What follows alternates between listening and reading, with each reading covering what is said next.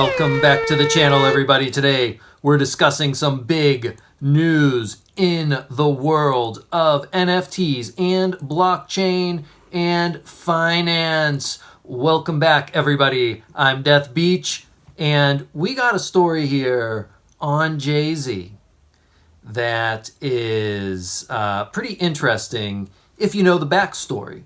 And so let's go ahead and take a look at the backstory.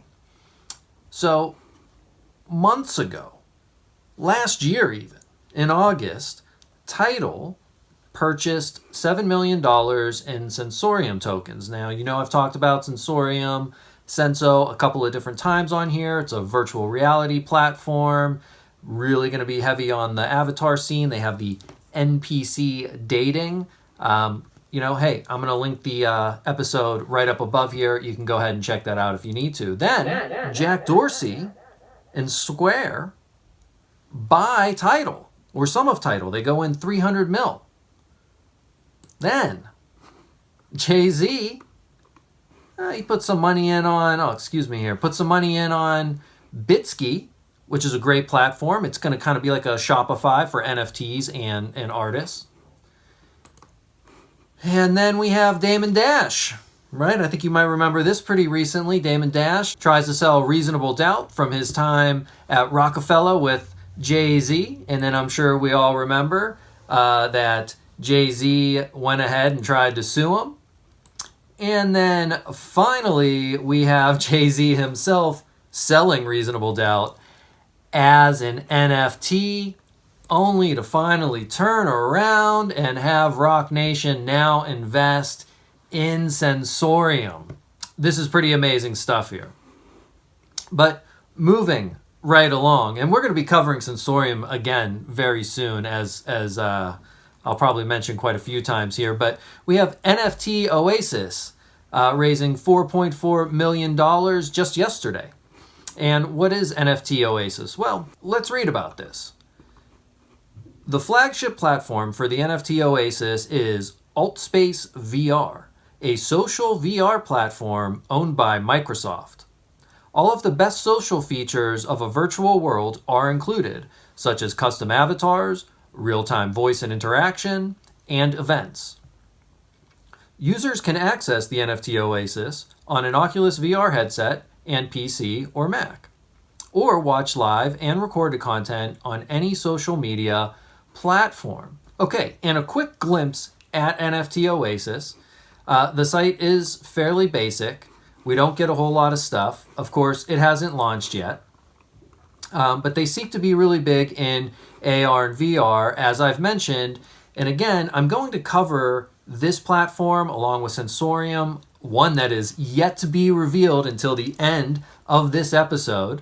And then there's also this platform, BlockV. BlockV works with brands to create AR experiences for their customers. So I don't know if you remember the Pokemon game where everybody's walking around with their phones a few years ago and like holding them up everywhere, and then like it was interactive with the environment around you and you were looking for prizes and things like that. That's essentially what this is going to be.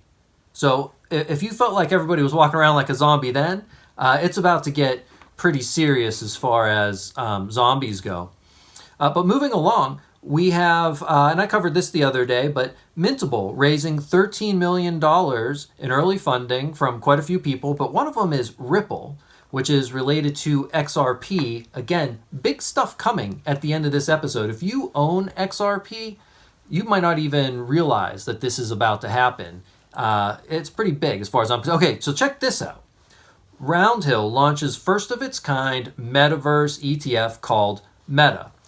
Roundhill is just a investment type firm, but let's see what they have to say. The Metaverse is a successor state to today's mobile internet, one that integrates and links countless persistent virtual worlds, but also is integrated into the physical world as well, quote, thereby creating a new medium and economy for work, leisure, and innovation, close quote.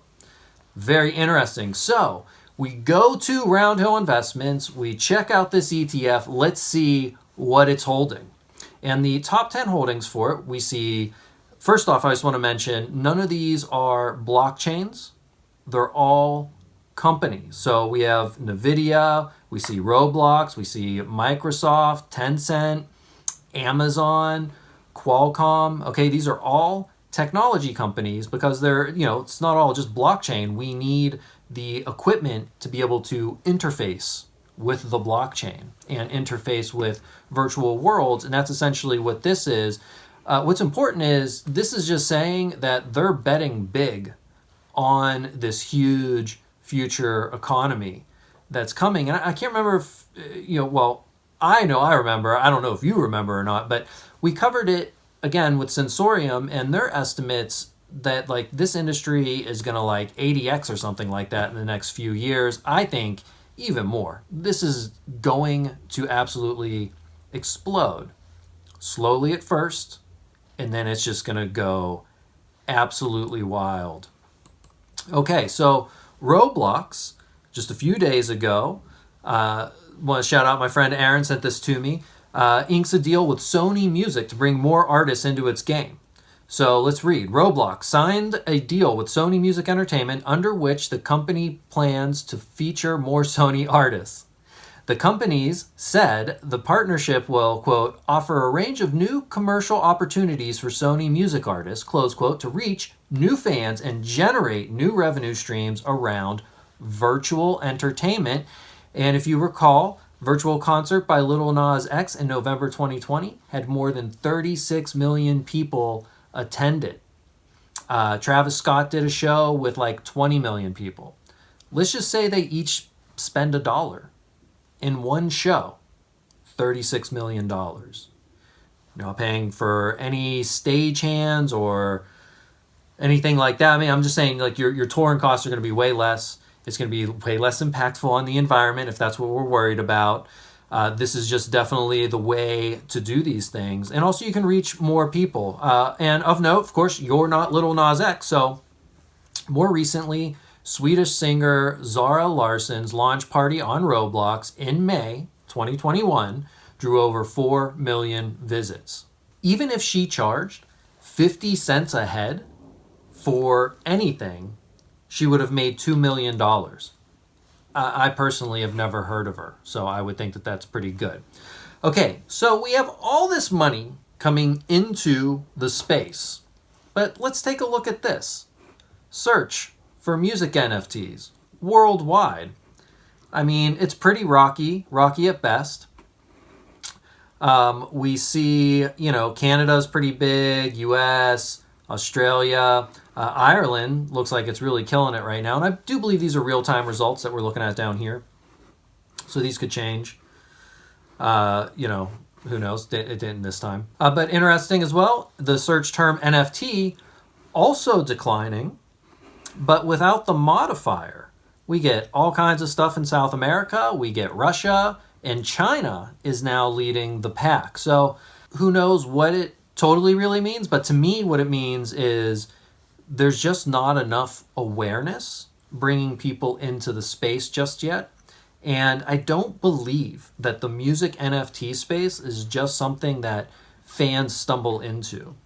Fans will stumble into virtual worlds where you might get a virtual gig to play and you will get awareness raised that way. But I still think you need to do the grassroots, guerrilla style marketing where you got to go out there. You have to get people to pay attention to you and pull them into your world. And then you introduce them to your products, which just so happen to be sold as an NFT. And all the capabilities of building your own concepts and world around your ideas that you can eventually evolve into something like this. Okay? Eventually you could be on a platform like this with your own little world or something like this, okay? So let's go ahead and check this platform out real quick. 888, the new world, it's a little Illuminati-esque if you ask me, but whatever. But so basically, if you're an artist getting on this platform, these are kind of the steps that you go through. and it'll outline this a little bit better down below.